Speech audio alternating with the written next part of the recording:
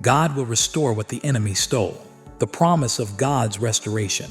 Today, we're diving into a truth that speaks to every heart walking through trials, every soul feeling the weight of loss, and every spirit yearning for hope. Our topic is bold, biblical, and brimming with promise. God will restore what the enemy stole. This isn't just a catchy phrase.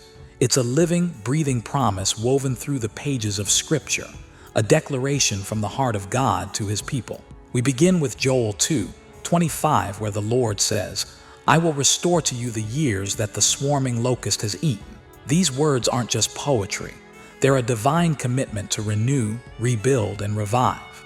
As a Bible scholar, theologian, and motivational speaker with 20 years of experience, I invite you to join me in this deep, scholarly, historical, and theological exploration.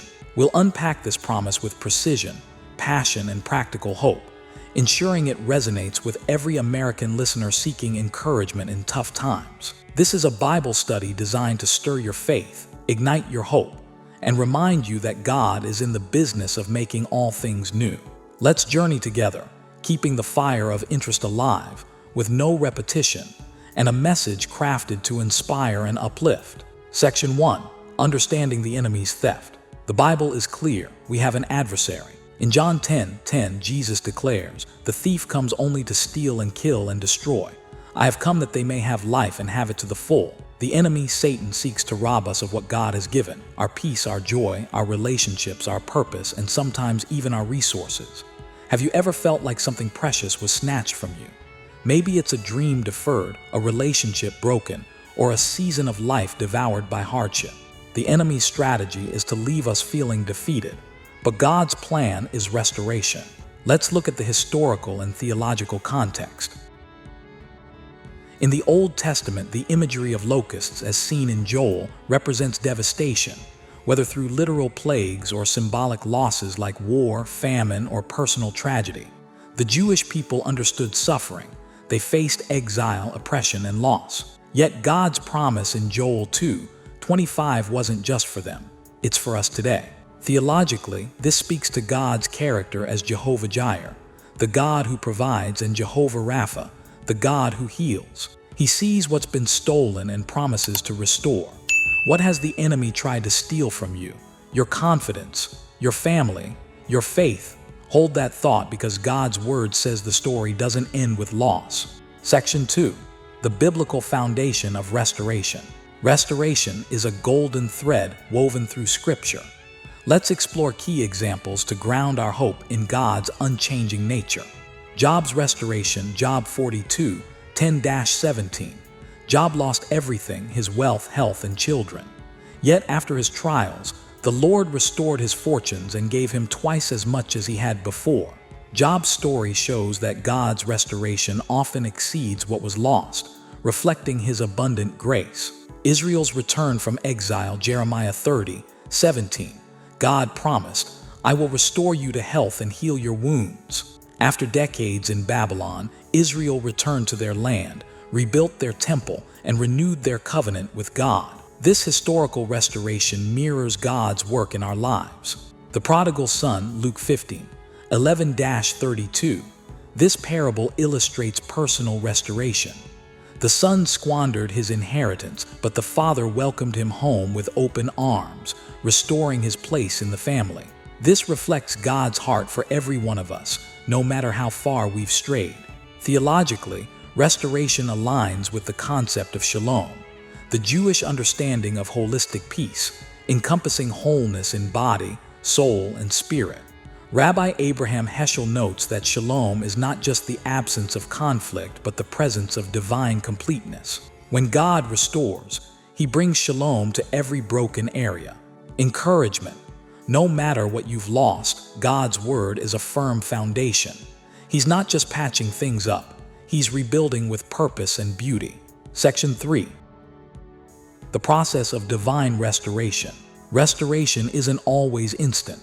It's a process that requires faith, patience, and partnership with God. Let's break it down. Acknowledge the loss. In Psalm 51:12, David prays, "Restore to me the joy of your salvation." He first recognized what was lost: his joy and closeness with God. Be honest with God about your pain. He can handle it. Trust God's timing. Ecclesiastes 3:1 reminds us, there is a time for everything. God's restoration may not follow our schedule, but His timing is perfect. The Jewish sages often taught that God's delays are not denials but opportunities for deeper faith. Act in faith. In 2 Kings 7:1-20, Elisha prophesied abundance during a famine. The people had to act on that word, stepping out in faith. Sometimes God asks us to take a step, forgive, pray, or serve, before we see the full restoration. Theologically, restoration is rooted in God's covenant faithfulness heased. As scholar Walter Brueggemann explains, God's heased is His steadfast love that pursues us, even when we feel abandoned. This is why we can trust Him to restore. Don't give up in the waiting. God is working behind the scenes, aligning every detail for your comeback. Section 4. Restoration in action, real-life implications. What does restoration look like practically? Let's consider a few areas where God works. Emotional restoration. Maybe you've lost your peace to anxiety or grief. Psalm 23:3 says, He restores my soul. God can renew your mind and heart, bringing joy where sorrow reigned. Relational restoration. Broken relationships hurt deeply. Look at Joseph in Genesis 45:4-8.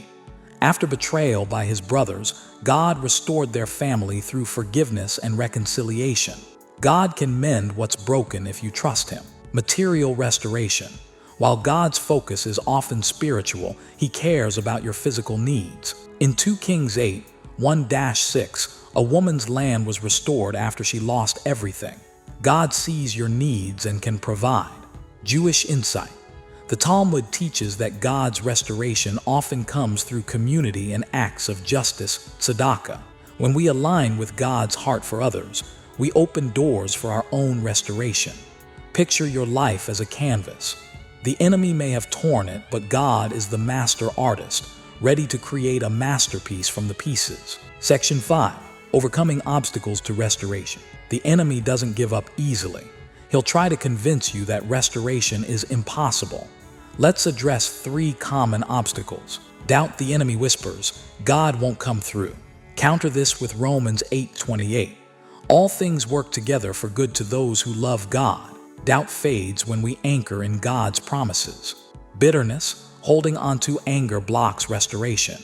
Hebrews 12:15 warns against a root of bitterness. Forgiveness doesn't excuse the wrong.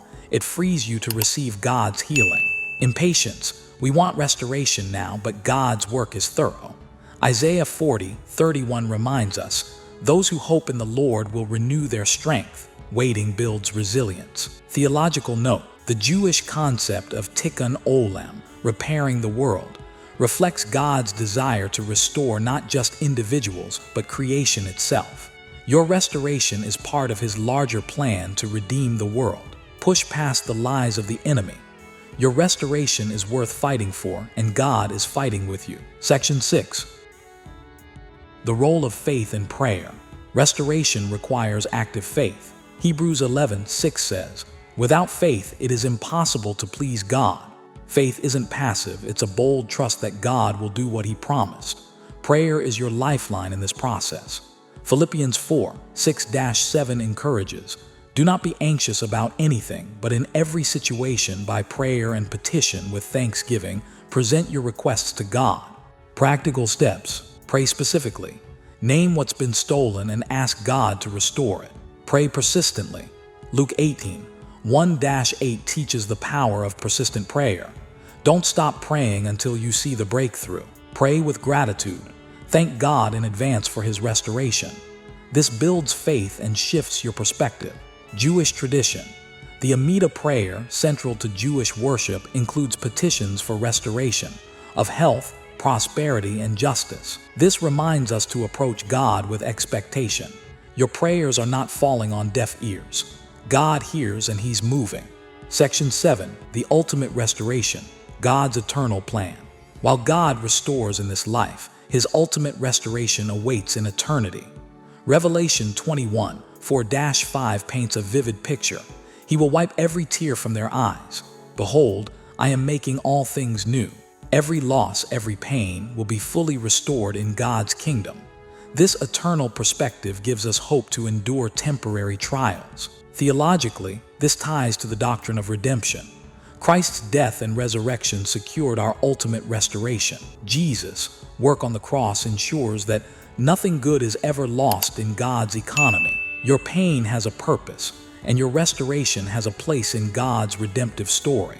Your current struggle is not the end. God is writing a story of victory, and you're living in the middle of it. Section 8. Living in the promise of restoration. So how do we live in this promise? Here are 3 actionable takeaways. Hold fast to God's word.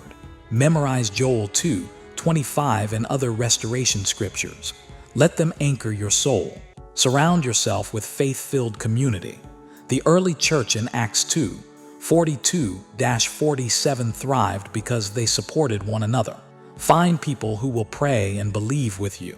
Testify to God's goodness. Revelation 12:11 says we overcome by the blood of the Lamb and the word of our testimony. Share what God is doing. It strengthens your faith and inspires others. You may feel like the enemy has won, but God is the ultimate restorer. He's not done with you. Your marriage, your health, your dreams, God can bring them back stronger, better, and more beautiful than before. Stand firm, pray boldly, and watch God work. Dear friend, as we close this Bible study, I want you to know that God sees you. He knows what's been stolen, and He's committed to restoring it. The enemy may have taken ground, but God is reclaiming it for His glory and your good.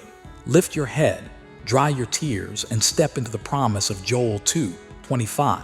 God is restoring what the enemy stole, and your story will be a testimony of His faithfulness. Let's pray. Heavenly Father, we thank you for your promise to restore. Heal every heart, renew every dream, and rebuild every broken place. We trust you for a comeback greater than our setback. In Jesus' name, Amen. Keep fighting the good fight of faith. Your restoration is coming, and it's going to be worth the wait.